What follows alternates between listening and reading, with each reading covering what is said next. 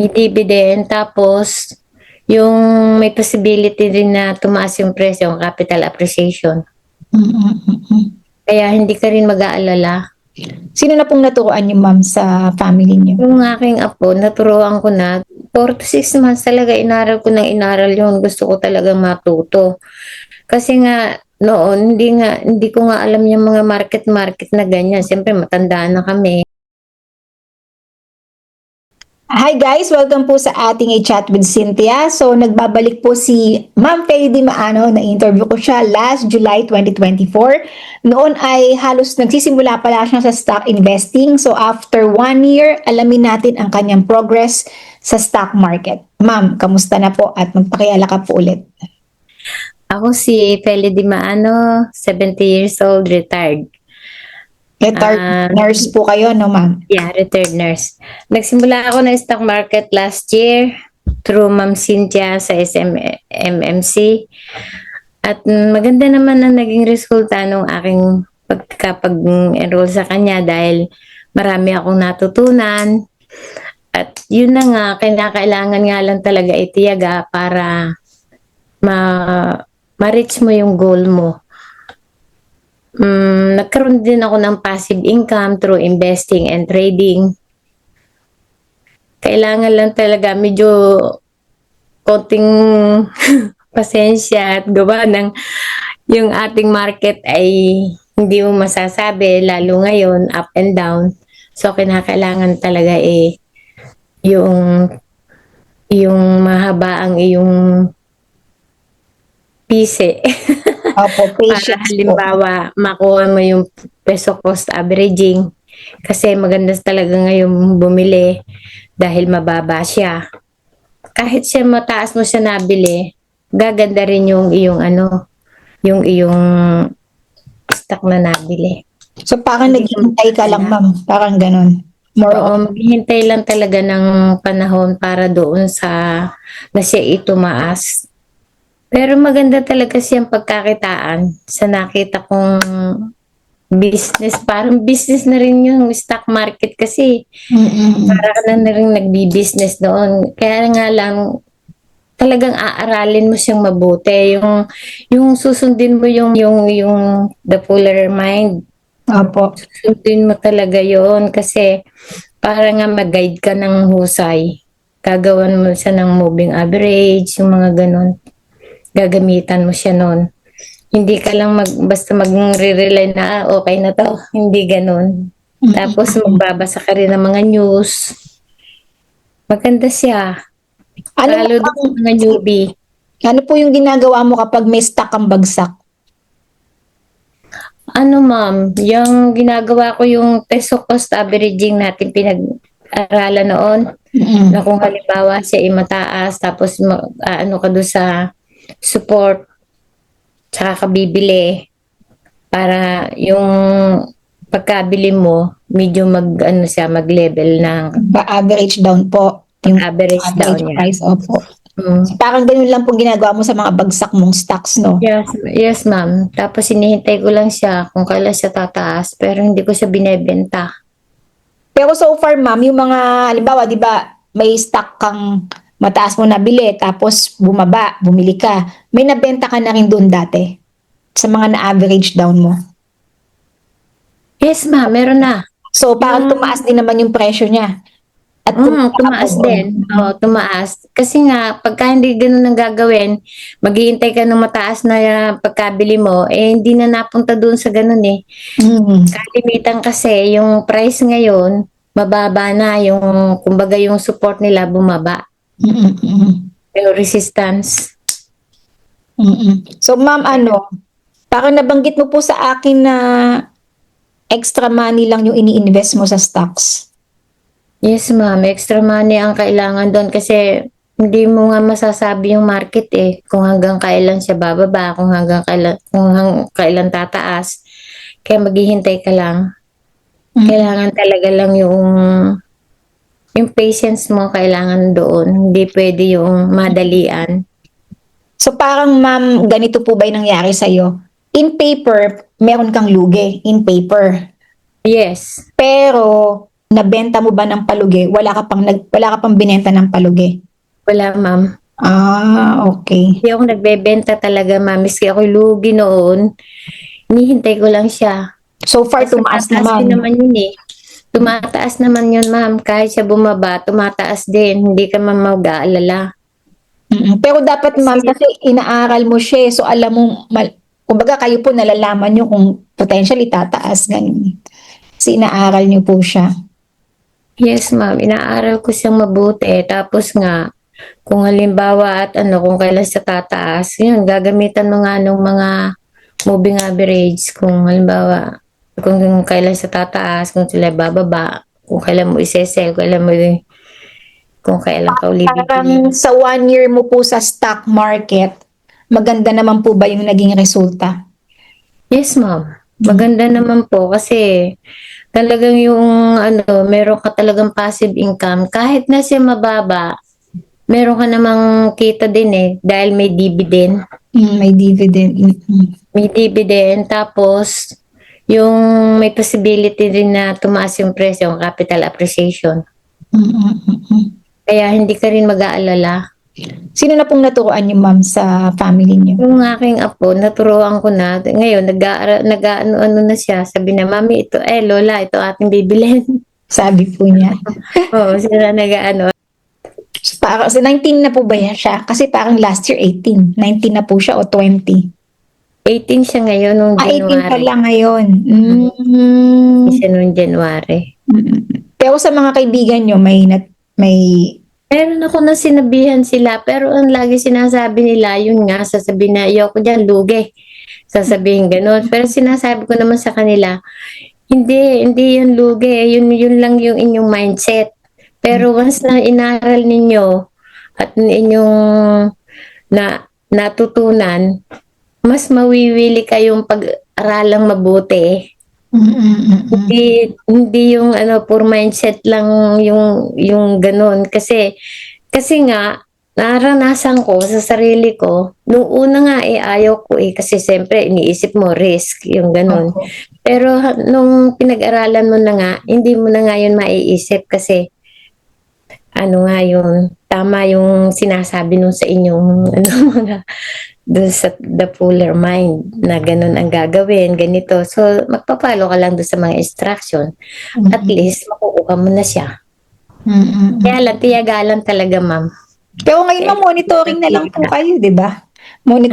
Monitoring na lang po kayo. Yes, ma'am. Hindi ko na masyadong tinitingnan Tapos, pero yung pag-aaral nyo, 4 months po ba o 6 months na talagang focus kayo nag-aaral sa stocks nung nagsisimula kayo? 4 or 6 Yes, months? ma'am. Mga ganun. Mga 4 to 6 months talaga inaral ko ng inaral yun. Gusto ko talaga matuto. Kasi nga, noon, hindi ko nga alam yung mga market na ganyan. Siyempre, matanda na kami. Wala naman kaming ima-market.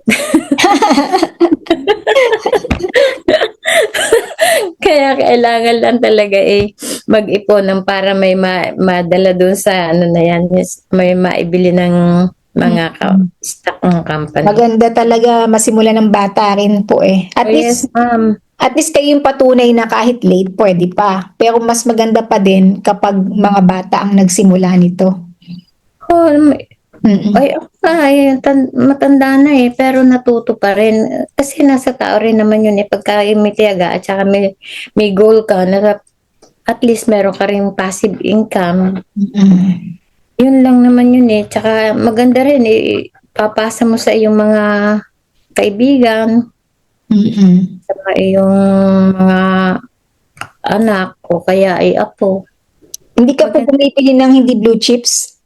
Hindi ma'am, wala akong Blue chips binibili lang. ganun. Ayaw ko. Ang maganda sa blue chips, kasi nga mga big companies, sila yung mayayaman sa Pilipinas. So, alam natin na Yes, hindi ma'am. nila pababayaan yung companies. Hindi mawawala yung capital Basta mo. babagsak. Biski siya bumagsak, babalik din naman. Hindi sila basta-basta yung tipong mawawala na lang ba? Oo, wala, hindi ganun. Kaya maganda talaga mag-invest yung mga bata. Para sila pagtanda, pag-retire nila, meron na silang passive income, meron pa silang capital appreciation. Oo, ang maganda kasi sa panahon ngayon, madami na pong mga ini-introduce na different ways of making money. Ang stock market ay isa lang sa mga pwede na pagkakitaan. Kaya lang ma'am kasi, konti pa din po ang mga nakakaalam ng stock market hanggang ngayon eh. Konti pa lang. So, Kasi kailangan nga talaga ma'am, ng additional awareness. kasi nga ma'am, ang isip nga nila, yung mawawala yung pera nila, yung mindset nila kasi nakapokus na gano'n na, mawawala lang aking pera dyan, ayoko dyan, gano'n. Tapos yung iba naman mag-iisip, malaking risk yan. Usually yon ang ano nila sa stock Mm. market, high risk, kaya ayaw din. Tapos yung iba naman, hindi talaga alam yung stocks.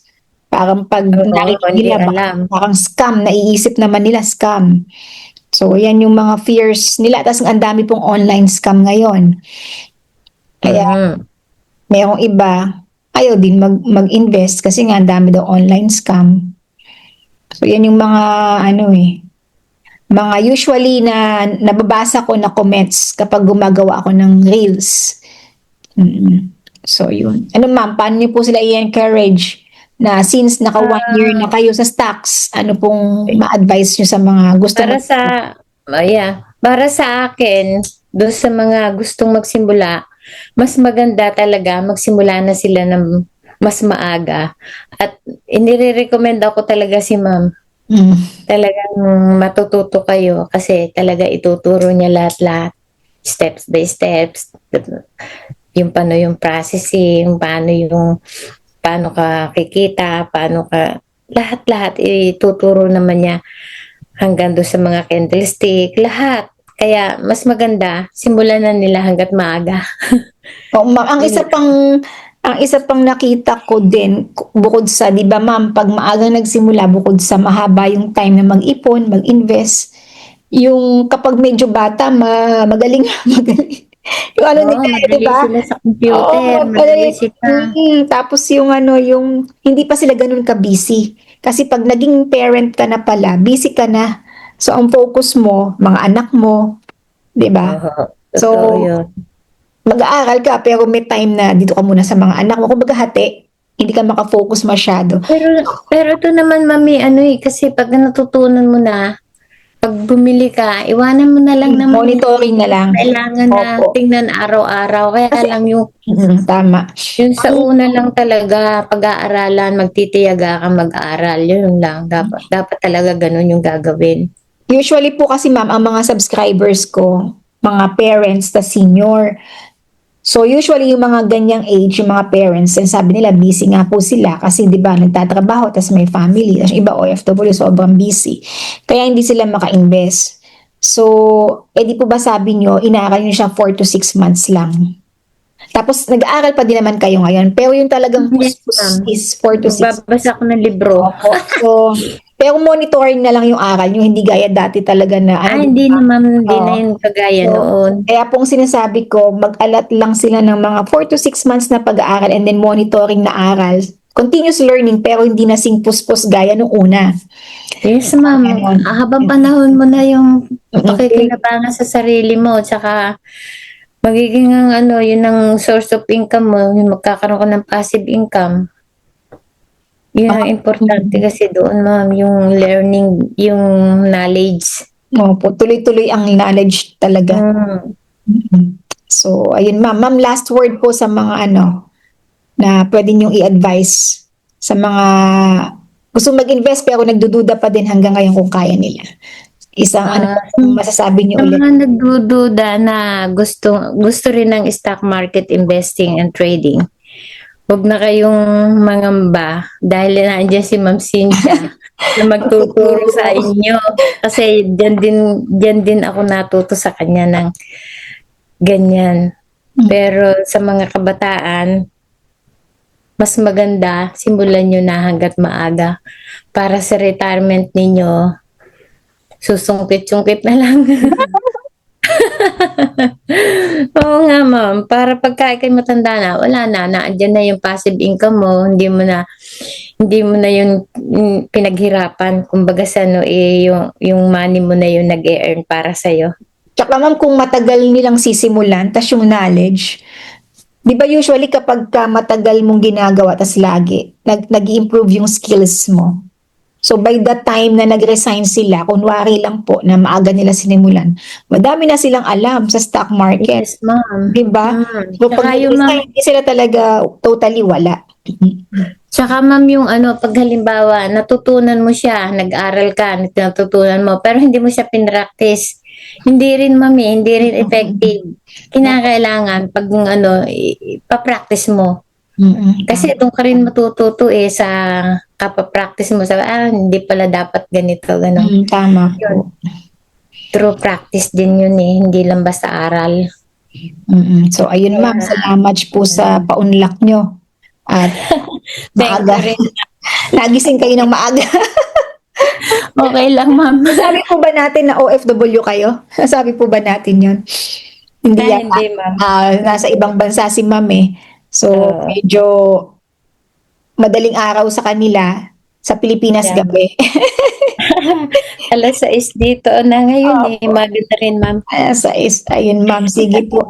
Salamat ma'am sa paunlak mo pong interview. So, magkita na lang po tayo sa mga live masterclass. Ayun ma'am. Thank you, Salamat ma'am. po. Salamat. Thank you. At ako'y natuto sa inyo. Okay po. Maraming salamat. Okay po. Kung nagdududa ka pa rin sa sarili mo kung kakayanin mo ang stock investing, panoorin mo yung interview ko kay Ma'am Feli Dimiano last July 2024. Ilalagay ko yung link dito para makita mo yung progress niya. So, bali 1 year na ang nakalipas. At huwag mong kalimutang mag-subscribe sa aking YouTube channel para matuto ka pa kung paano magsimula mag-invest sa Philippine stock market na hindi ka naman kabahan.